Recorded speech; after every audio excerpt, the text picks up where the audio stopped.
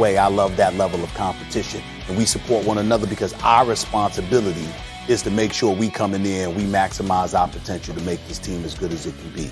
He talked about his relationship with Bill Belichick, and he talked about how Belichick is no nonsense, straight shooter, straightforward. These are the expectations. This is the job. And everybody has their own job description. I'm paraphrasing, of course, but that's basically what he said. Everybody's got their own responsibilities, and you got to live up to that. It really struck me when he brought up Josh McDaniels because he brought up COVID, Max. And he was talking about how during COVID, he said, with Josh McDaniels, you got to understand, this man is making adjustments every day.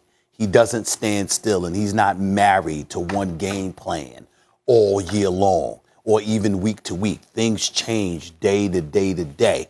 He says, so you miss one practice, you might be behind with Josh McDaniels. And obviously, I had to miss significant time because of COVID. So that played a role in what may have compromised his level of success that, we had hoped he would have. He said all of those things. But in the end, what I took from it is that, his health is the best that it's been in 5 years. He's ready to go. He understands at this stage and point in his career. What I peeled from is that he recognizes time is running out, especially if he does not succeed. And Keyshawn told him to his face, look, my brother, I don't think you will. I believe in you. But if you play this year the way you played last year, I'm going to call for you to retire. Keyshawn told him that straight to his face. And Cam completely accepts that, being the man that he is. And just as an aside, Keyshawn did bring up how he needed to get to that cigar bar of Cam's in the ATL that I told y'all about. Let me tell America right now, if you go down to the ATL, you do want to go to the cigar bar that Cam Newton owns, because guess what? You don't have to smoke cigars there to have a good time. It's a really, really nice place. I go there. You can smoke cigars. Yes, you can. But anytime I'm in Atlanta, I go there. Okay. I've been there about 5 times already. And damn it, it's going to be a 6th next time I get to Atlanta. Okay, go ahead. And I don't smoke cigars. Maybe one a year. Let me ask you this, Max. Can Belichick win a Super Bowl with Cam? Because one thing I do want to say, it seems like he's been around a long time, but he's 32. Aaron Rodgers, the MVP, is 37, 5 years older. The guy who just won the Super Bowl is 43. I think he can. And I want to home in on the haven't been healthy in 5 years. The first time he's been healthy in 5 years. And then also with McDaniels, you missed a single practice. Now think about this for a second. This is from my Greatest Hits Volume 2 on Cam Newton. Oh, boy. He was playing the best passing football, I believe, Stephen A., of his career under Norv Turner. I think you would agree. It was at least comparable to the best he's ever done. Okay. But his passing game with Norv Turner, he was more accurate than he had been maybe at any point in his career.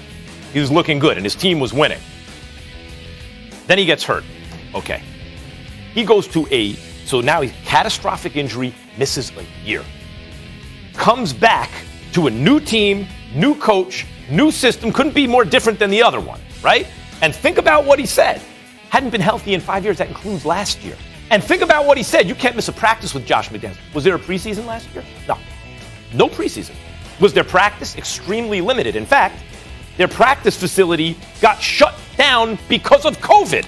So they couldn't even practice to the extent that they were allowed.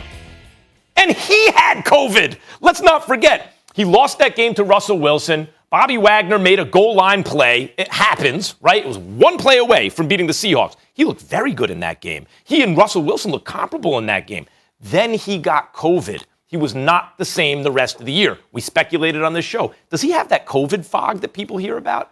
And then a week or two after we're talking about this, he said, yeah, things haven't been the same. Right. That's legitimate. That's why I wonder about Chris Paul right now. That's legitimate. Now, consider this. He was playing on a team that had so few weapons, Tom Brady left and then looked like $1 billion on the new team. That's how few weapons he had, and it's not Tom Brady, it's Cam Newton dealing with it, with a new system, all of a catastrophic injury, with COVID, with no practice, with no preseason, etc. Still, 2 plays away from going 9-7. So, could he win double digits with the Patriots this year, considering they'll improve, they will be a preseason, there will be practice, he feels healthy, etc., etc.? Sure. Once you win double digits, you can get in the playoffs. If you're in the playoffs, can he win a playoff game when Belichick has time to prepare? Oh, yeah. Now, do I think they'll win the Super Bowl this year? I don't. But do I think they can win a playoff game this year? Okay. I do, and I believe Cam can win a Super Bowl with Belichick. Well, let me stay with you on this one. because we've had this discussion in the past, and I think it's important that everybody knows we are reminded of where I stand on Cam Newton. I love Cam Newton. I really, really do. I love him as a person. I love him as a player. I don't root against him ever. I really don't root against anybody, but especially not him. Just Cowboys fans. That's right. I can't stand Cowboys fans. I actually don't hate the Cowboys. I love Jerry Jones, my buddy. You know how I feel about Jerry Jones. That's my buddy right there. And I like Stephen Jones as well. I can't wait for us to have a drink together. But them damn Cowboy fans make me sick, and I'll never apologize for that. Their misery is what I do truly, truly root for. Having said all of that, I will tell you this. Back to Cam. Max, I've never believed in him as a passer. That's my issue. He's been in the league for 10 years. He's completed 60% or better of his passes 4 times. That's it. And for me, when you play the quarterback position, I want to see you at better than 63% before I believe in you as a passer. That's me. That's just my personal criteria. Now, where Cam is special is that Cam is a significant, I'm not mentioning him in the same breath, Tim Tebow in the same breath as him as a quarterback, because I understand there's levels to this. But I'm just talking about Cam's running ability. Cam and the New England Patriots could very well end up having the number 1 rushing attack in football. That leads to ball control. That might open things up in your, in terms of your passing game, because the secondary has to really, they got to help out. And we get all of that. And the defense is going to be real. So New England shouldn't make the playoffs. They can make some noise. They'll probably have a home playoff game because they'll win the AFC East. We got to take those things into consideration. But in the end, when I look at Cam Newton, I look at a guy that's in his 30s now, no longer in his 20s, and the ability to run the football the way that he once did. I'm not sure that's going to be there. And even though that could lead to the number 1 rushing attack, still in all, you got to wonder whether or not attrition will ultimately kick in.